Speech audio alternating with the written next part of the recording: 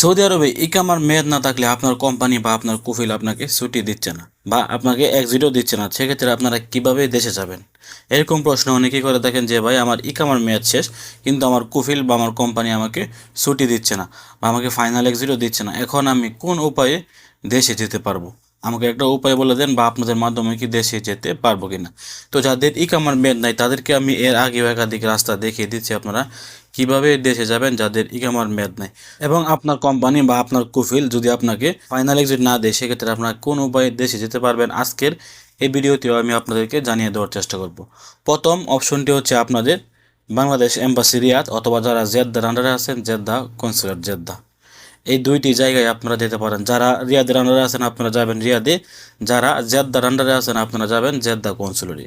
ওইখানে গিয়ে আপনারা ফাইনাল এক্সিট বা স্পেশাল এক্সিটের জন্য আবেদন করবেন। আবেদন করার সাথে সাথে আপনার এখানে প্রথমে একটি মেসেজ আসবে এবং দ্বিতীয় মেসেজটি 1 থেকে 2 মাস পর আপনার এখানে চলে আসবে, এবং ওই মেসেজে এখানে লেখা থাকবে যে আপনার এক্সিট লেগে গেছে, আপনি ওইখান থেকে গিয়ে এক্সিটটি সংগ্রহ করেন।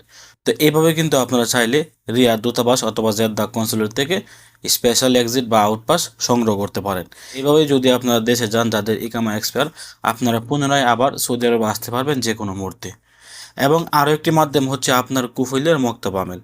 আপনার কুফিল বর্তমানে যে জায়গায় আছে বা আপনার বিষয়টি যে জায়গা, এক কথায় বলতে গেলে আপনার কুফিলের এলাকাতে, ধরেন আপনার কুফিল রিয়াদ, আপনি এখন জেদ্দায় আছেন, তাহলে আপনাকে রিয়াদে যেতে হবে। আপনার কুফিল জেদ্দায়, আপনি রিয়াদে আছেন, তাহলে আপনাকে জেদ্দায় আসতে হবে। আপনার কুফিল যে জায়গায়, ওই জায়গায় মক্তব আমেলে গিয়ে আপনারা যোগাযোগ করবেন যে আমার ইকামার মেয়াদ শেষ, আমি এখন দেশে চলে যাব। আমার কোম্পানি বা আমার কুফিল আমাকে আমার ইকামা রিনিউ করে দিচ্ছে না, তারা আমাকে এক্সিটও দিচ্ছে না, এখন আমি কিভাবে দেশে যেতে পারবো? আমাকে দেশে যাওয়ার ব্যবস্থা করে দেন। আপনি আপনার ইকামা কার্ড সহ আরও যাবতীয় যে কাগজপত্র আপনার কাছে আছে, আপনি এইগুলো নিয়ে আপনার কুফিলের মক্তব আমেলে যোগাযোগ করবেন। কুফিলের মক্তব আমেলে যোগাযোগ করার পর তারা সব কিছু ব্যবস্থা করে দিবে। মক্তব আমেলে গেলে তারা প্রথম ধাপে আপনার কাজটি প্রসেসিং করে তারা আপনাকে আবারও একটি টাইম দেবে যে আপনি আরও 1 সপ্তাহ থেকে 15 দিন পরে আমাদের এখানে আসেন।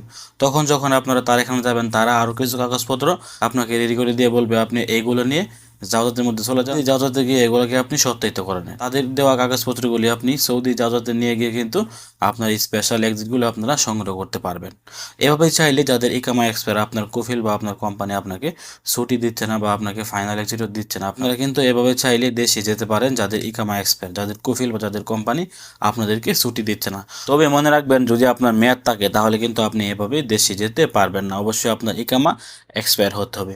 আপনার মেয়াদ থাকলে না পাবেন আপনি রিয়াদ দূতাবাস থেকে এক্সিট, না পাবেন আপনি মক্তব আমেল থেকে এক্সিট। ইকামার মেয়াদ থাকা মানে আপনি সৌদি আরবে সম্পূর্ণরূপে বৈধ আছেন এবং আপনার কোম্পানি আপনাকে সব ফ্যাসিলিটিস ঠিকঠাক মতো দিচ্ছে, তারপরও আপনি দেশে যেতে চাচ্ছেন, এই মুহূর্তে কিন্তু আপনাকে তারা দেশে পাঠাবে না। অবশ্যই আপনার ইকামা এক্সপায়ার হতে হবে। এই ছিল আজকে গুরুত্বপূর্ণ একটি আপডেট তথ্য। ভিডিওটি সর্বোচ্চ শেয়ার করে আপনার আশেপাশে থাকা সকল সৌদি প্রবাসীদেরকে জানিয়ে দেওয়ার চেষ্টা করুন। আসসালামু আলাইকুম।